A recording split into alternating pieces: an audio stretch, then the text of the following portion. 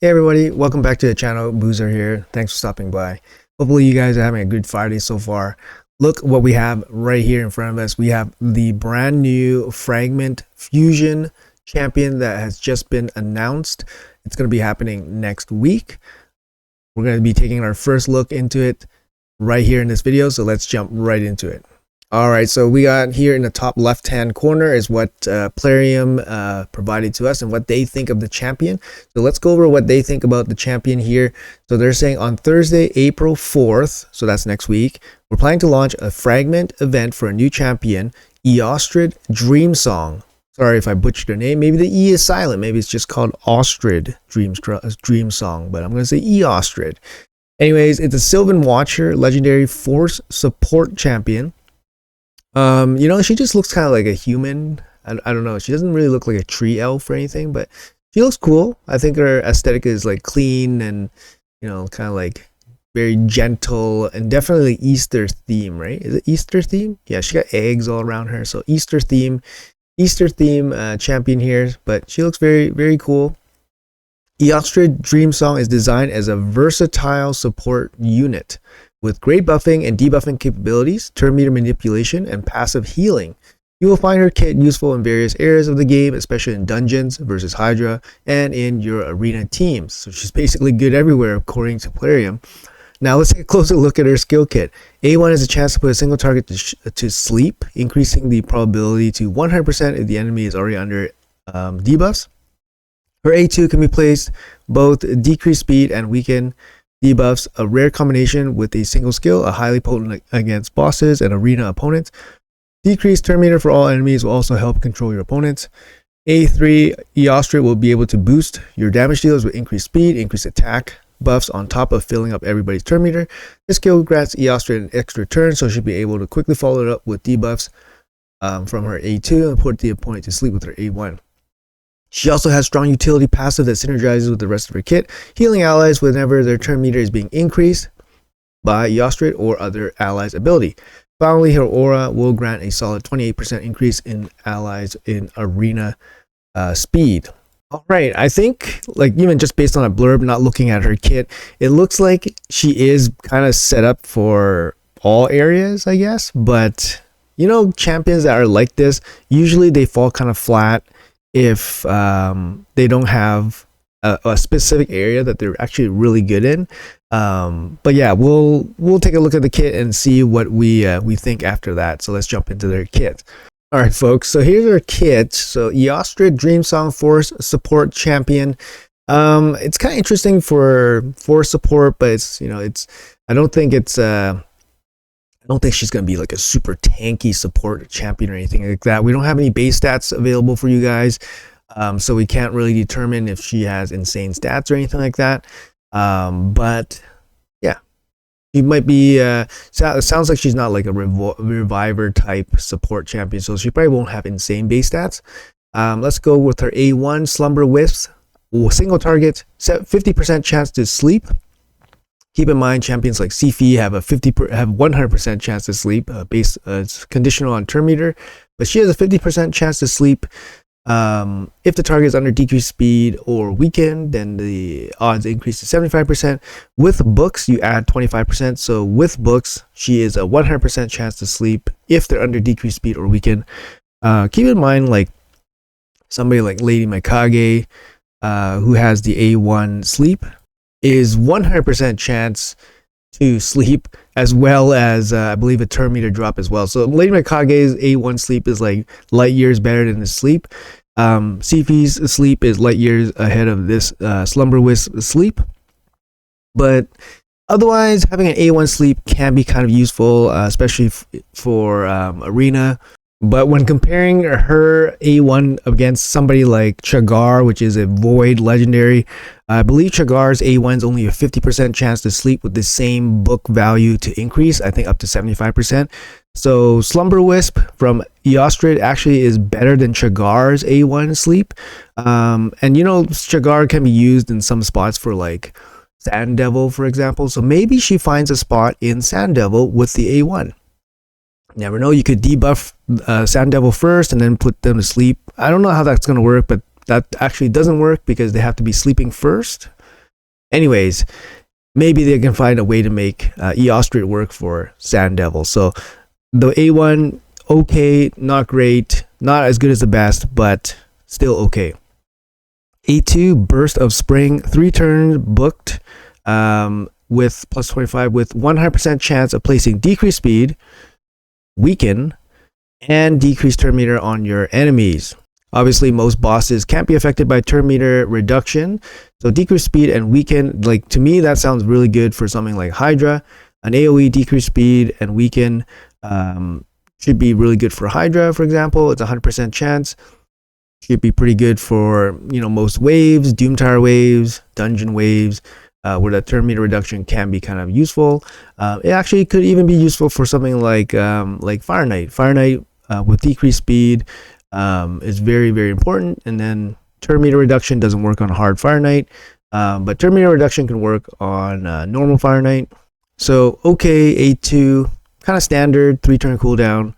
But yeah, not bad by any means. Very okay. Her A3, Blessed Dreamsong, 6 turns down to 4 turns with 2 books. Places a 30% increased speed, so the big increased speed on your whole team, and then increased attack on your whole team for 3 turns. That's a long duration actually for these 2 buffs. Also fills the turn meter of all allies by 15%, and then grants an extra turn. The A3 Blessed Dreamsong kind of reminds me a bit of Lyssandra's Energize A3. She does turn meter reduction on the enemy side and then turn meter boost on your side, as well as providing increased speed. Obviously, no increased attack from Lysandra. So it's kind of like a mix of like Lysandra plus Arbiter, right? So you put the turn meter stuff and then you got the increased attack into one move. It's kind of a cool A3 because it's a 3-turn buff. So it's set up to last basically a long time, or at least long enough for Eostrid to get back to her A3, and it's a 4-turn cooldown with an extra turn, so basically like a 3-turn cooldown. So it's meant to basically cycle back and forth. But the problem here is that the turn meter reduction, the turn meter boost is actually good, right? Obviously against bosses and stuff, since most bosses can't be affected by turn meter reduction. So the A3 I think is much stronger than the A2, since it's kind of like the engine that drives your team. The problem here is that it's increased attack only. Not all damage dealers are increased attack, for example. So that might not affect some of your team compositions. So I'm thinking more like Hydra and stuff. For Arena, this looks like a pretty good move if you're looking for a turn meter boost with increased speed and increased attack. So potentially could replace Arbiter in some spots, or it could combo with Arbiter or somebody like Arbiter.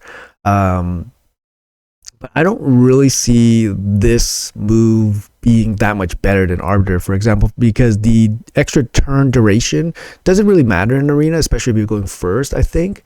So it's not super huge value there. And if you're looking to basically maximize like turn meter gain, Lysandra might be better with Arbiter, and Arbiter might actually be better overall because of her team revive as well, and her slightly bigger aura actually. But I would say the A3 is pretty close to somebody like Arbiter. Arbiter has a 30% boost, and then she has a 15% boost, but she does provide the increased speed buff as well, and a faster cycle. Yeah, it's hard to say. It's kind of comparable. Arbiter has a heal, revive. It's a little bit different.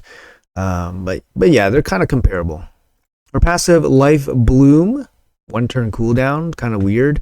Whenever this champion or ally has their turn meter increase, heals all allies based on their max HP. Okay.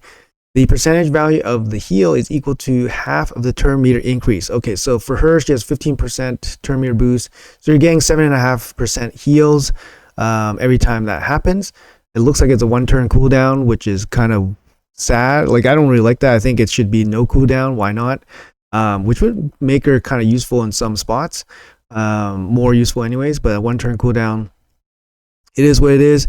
Very straightforward passive. I think it works well with her kit. The healing's good. Like I said, Arbiter has a bit of healing in her kit. Well, this passive kind of makes up for that lack of healing. And it looks like the turn meter boost can come from any champion, not just from her. And it heals all allies. So it's a team-wide heal.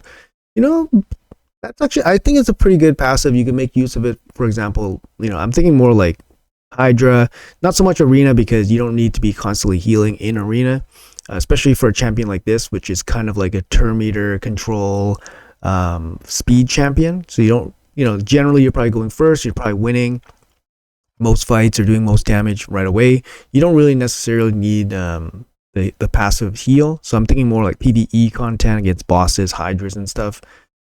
So her passive could be useful there, especially with multiple champions, turn meter boosting, and then just healing up your team.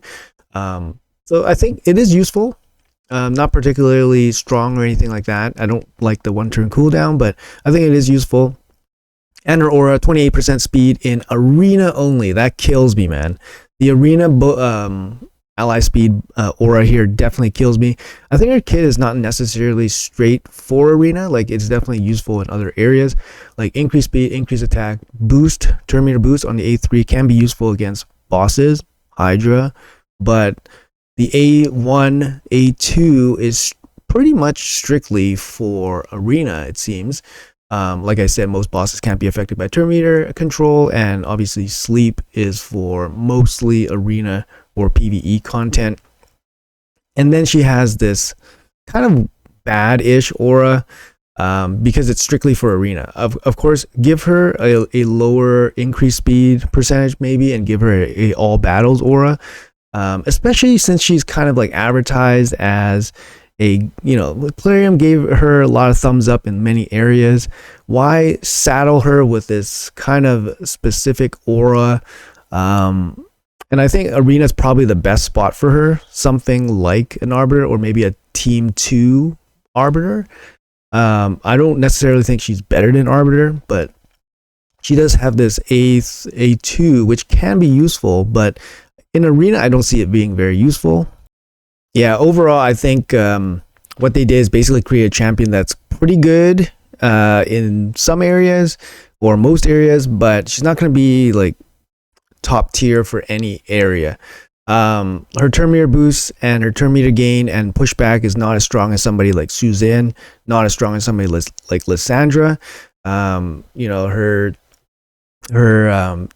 turn meter boost plus increased attack plus the aura is not as strong as Arbiter, for example, which is probably somebody you likely would replace for her. Her A2 feels a little bit misplaced in her kit, a little bit, and her A1 is super conditional, although not terrible. Like I said, Chagar actually has a slightly worse A1, even though he's a Void legendary. But yeah, I don't know. I think she's like average. She's probably an average champion. Most people probably aren't going to go head over heels for her. But if you need a Team B or Team C type